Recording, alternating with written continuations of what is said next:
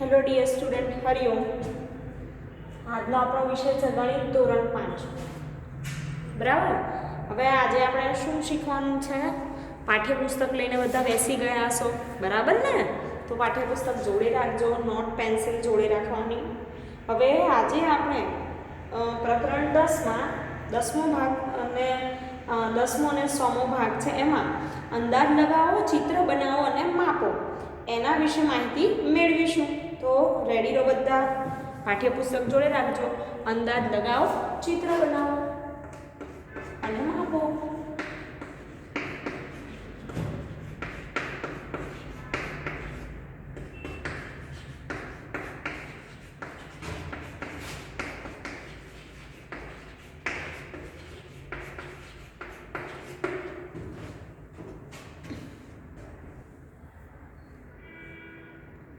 હવે એમાં કીધું છે કે આ વસ્તુઓના ચિત્રો બનાવવા માટે તેમની લંબાઈ વિશે અંદાજ લગાવવાનો છે. તમારા મિત્રને પણ તે ચિત્ર બનાવવા કહો. ચિત્ર બનાવ્યા પછી ફૂટપટ્ટીનો ઉપયોગ કરી તે ચિત્રની લંબાઈ માપો. કોના ચિત્રનું અનુમાન વધારે ચોક્કસ હતું? એટલે કે 1 સેમી કરતાં ઓછી લંબાઈ ધરાવતી કીડી. હવે કીડી દોરવાની છે આશરે, બરાબર? તમારે દોરવાની, તમારા મિત્રને પણ દોરવાની, અને બંનેમાં પછી છેલ્લે શું કરવાનું? દોરાય છે એટલે માપવાનું રહેશે. પછી આશરે 7 સેમી લંબાઈની પેન્સિલ, 11 સેમી ઊંચાઈ ધરાવતો ગ્લાસ કે જેમાં 5 સેન્ટીમીટર સુધી પાણી ભરેલું હોય. ગ્લાસે દોરવાનો 11 સેમી ઊંચાઈ ધરાવતો હોય એટલો આશરે તમારે, અને એમાં 5 સેન્ટીમીટર સુધી પાણી ભરેલું હોય એવું પણ ચિત્ર દોરવાનું. પછી 20 સેમીનો પરિઘ ધરાવતી બંગડી, 16 સેમી લંબાઈના વાંકડિયા વાળ. આવું ચિત્ર તમારે તમારા મિત્રએ અલગ અલગ બનાવવાનું. પછી તમારે માપી જોવાનું સ્કેલથી અને જોવાનું કે કોનું માપ એકદમ નજીક આવે છે કે અથવા ચોક્કસ છે, બરાબર ને? બહુ મજા આવશે. તમે ને તમારા મિત્ર અત્યારે તો ઘરે હોવ છો એટલે આ પ્રવૃત્તિ કરજો. તો પહેલાં હું લખી દઈશ, લંબાઈનો અંદાજ લગાવો અને દોરો. 3 ખાના પાડીશું.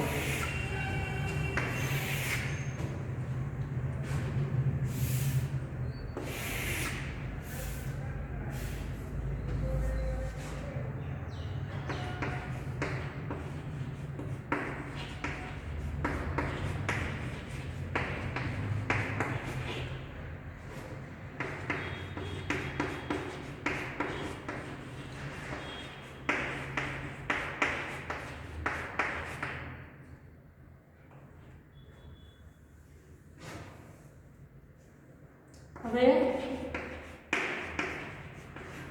1 સેમી કરતાં ઓછી લંબાઈ ધરાવતી કીડી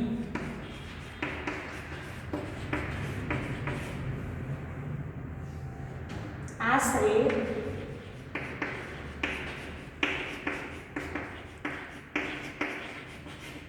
7 સેમી લંબાઈની પેન્સિલ,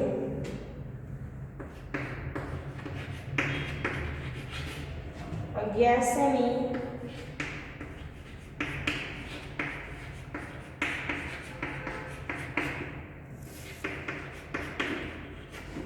ઊંચાઈ ધરાવતો ગ્લાસ જેમાં 5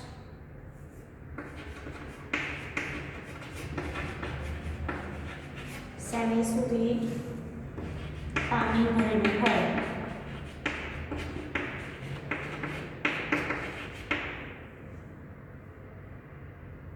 પહેલા 3 લખીશું, પછી આગળ બીજું જોઈશું.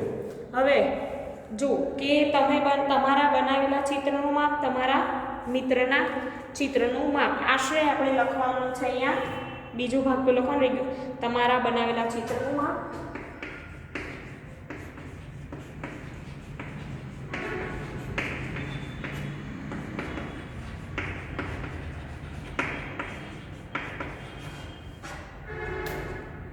અને તમારા મિત્રએ બનાવેલા ચિત્રનું માપ.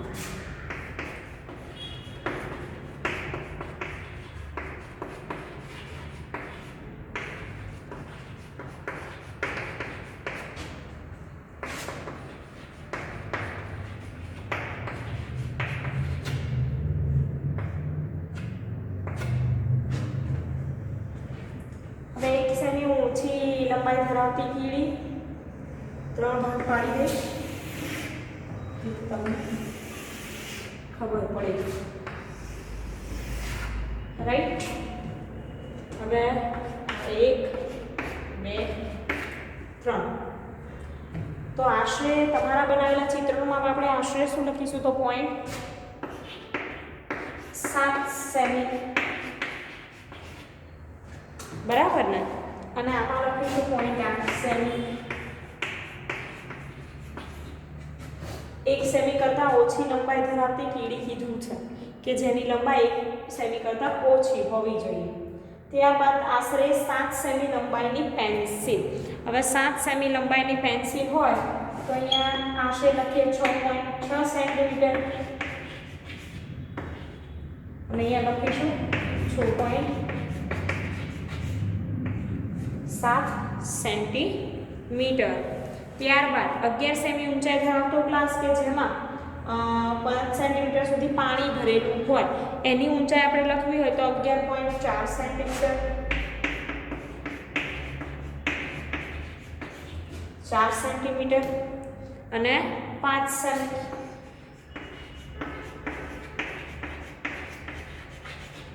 મીટરમાં આપણે લખીશું 11.2 સેન્ટીમીટર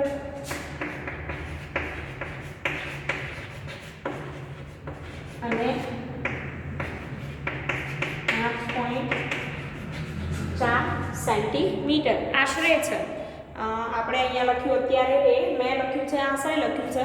તમે અને તમારા મિત્રએ બંને શું કરવાનું? દોરવાનું અને પછી આવી રીતે માપી અહીંયા કોષ્ટક ભરજો। હવે આગળ જોઈશું, એના 2 બાકી છે, બંગડી અને વાળ વિશે।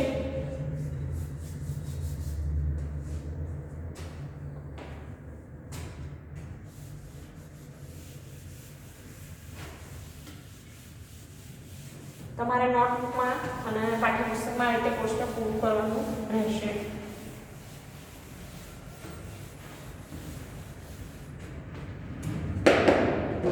અમુક પ્રવૃત્તિ એવી હોય છે કે તમે જાતે ઘરે કરી શકો તો તમે ઘરે કરજો। 20 સેમીનો પરિઘ ધરાવતી બંગડી।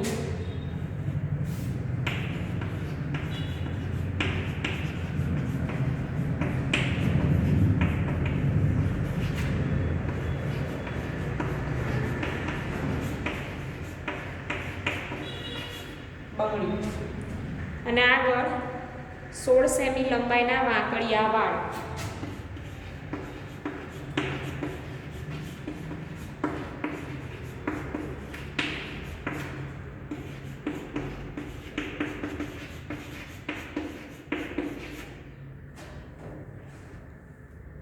હવે જોઈએ વિદ્યાર્થી મિત્રો, 20 સેમીનો પરિઘ ધરાવતી બંગડી હોય આપણે તો આશરે લખીએ કે 19.3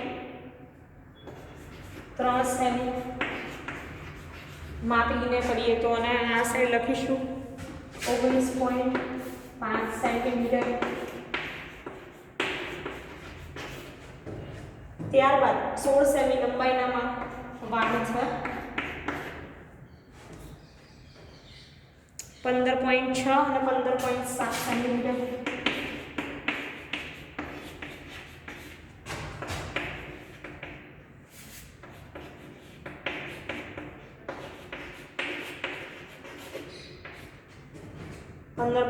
સેન્ટીમીટર 15.7 સેન્ટીમીટર।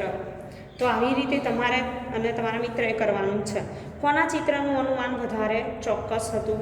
વિદ્યાર્થી મિત્રો એવું કીધું છે કે કોના ચિત્રનું અનુમાન વધારે ચોક્કસ હતું? તો મેં બનાવેલા ચિત્રનું અનુમાન વધારે ચોક્કસ હતું। તમારે અહીંયા જોવાનું કે કોણ સૌથી વધારે નજીક છે, બરાબર?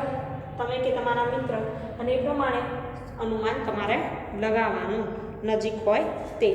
હવે આગળનો પ્રશ્ન છે, આપણી આંખો ભ્રમિત થઈ શકે એવો પ્રશ્ન છે। ચાલો જોઈએ।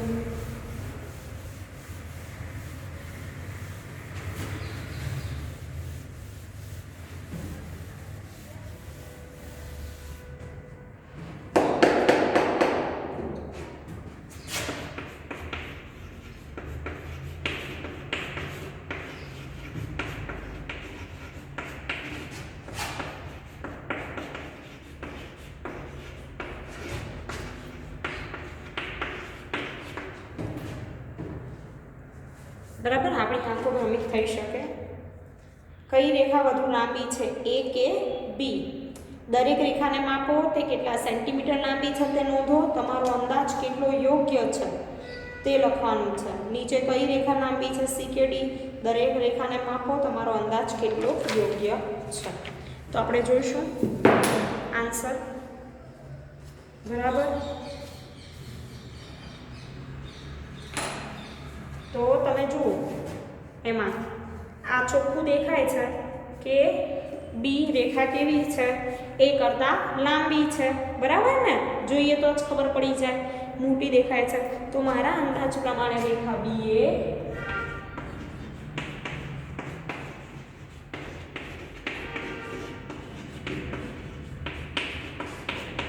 પ્રમાણે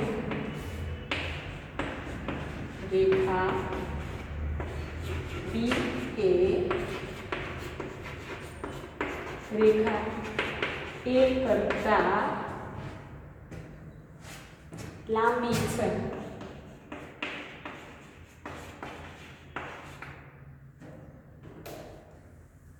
હવે બંને રેખાને ફૂટપટ્ટીથી માપતા તેમનું માપ નીચે પ્રમાણે છે. તમે ફૂટપટ્ટીથી માપો, ચલો બધા.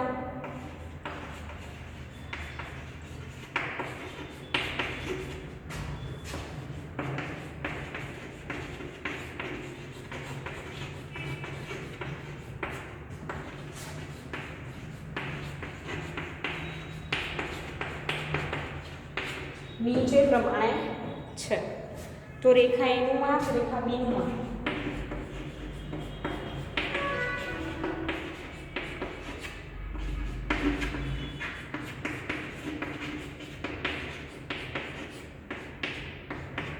સેન્ટીમીટરમાં તમે સ્કેલથી માપજો, તમને ખબર પડશે. રેખા એનું માપ 4.6 સેન્ટીમીટર અને રેખા બીનું માપ પણ કેટલું છે, તો 4.6 સેન્ટીમીટર. બંનેનું માપ કેવું છે, સરખું. તો આપણે જે વિચાર્યું હતું કે રેખા બી એ મોટી છે એ કરતા, એ આપણો અંદાજ કેવો પડ્યો, ખોટો. બરાબર, તો આમ અહીં મારો અંદાજો ખોટો પડ્યો. ઘણી વાર આવું થાય આપણે. આમ અહીં મારો અંદાજો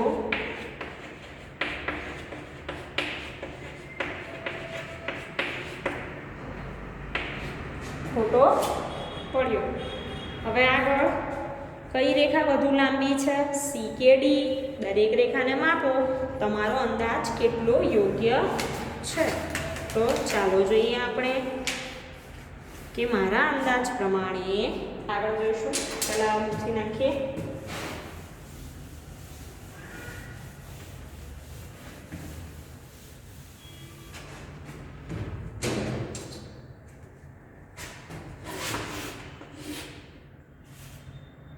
બરાબર, આવી રીતે દોરેલું છે ડી અને સી.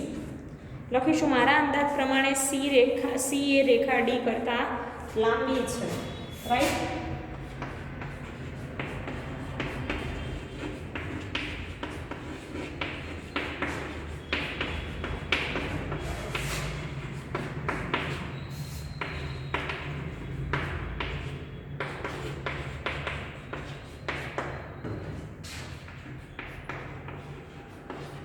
લાંબી છે.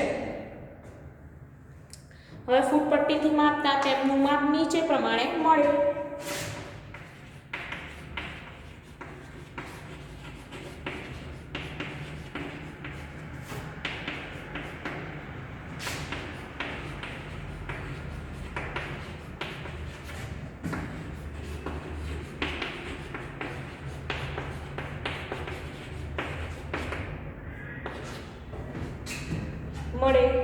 બરાબર, હવે જોઈએ રેખા સી નું માપ, રેખા ડી નું માપ.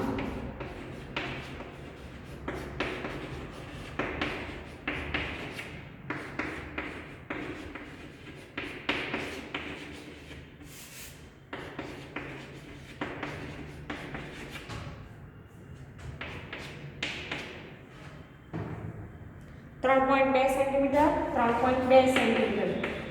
આમાં પણ શું દેખાય?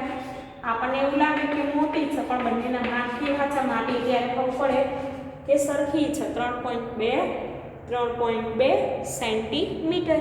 તો આમ અહીં મારો અંદાજો ખોટો પડ્યો.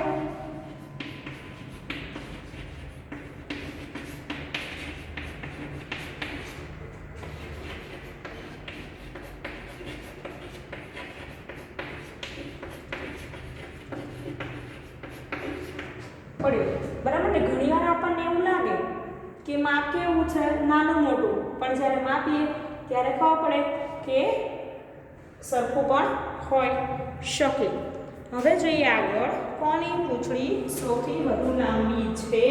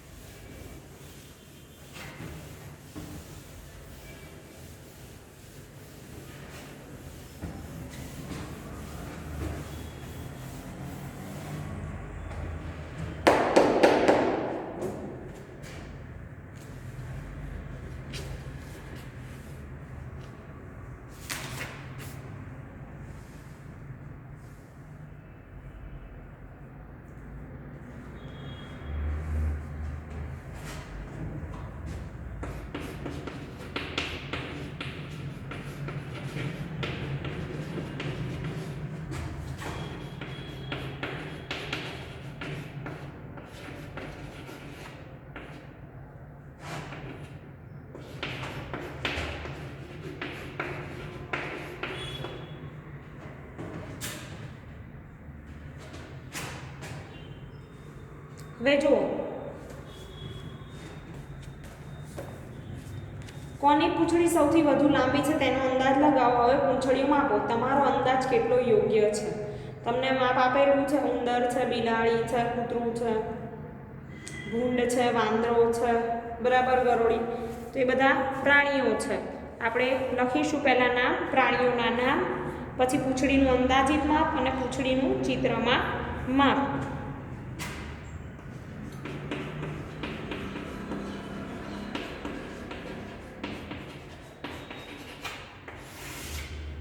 ત્યારબાદ બીજો પોઈન્ટ, પૂંછડીનું અંદાજિત માપ.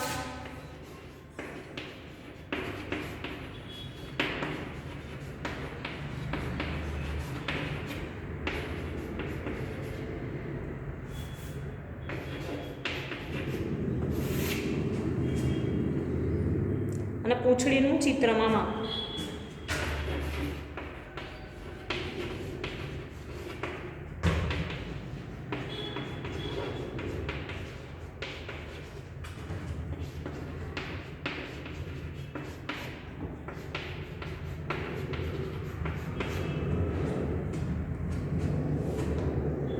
ઉંદર,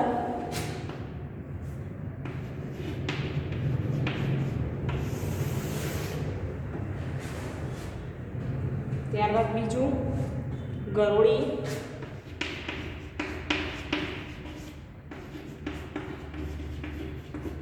વાંદરો,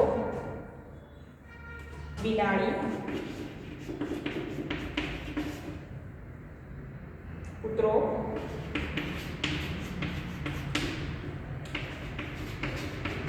ડુક્કર.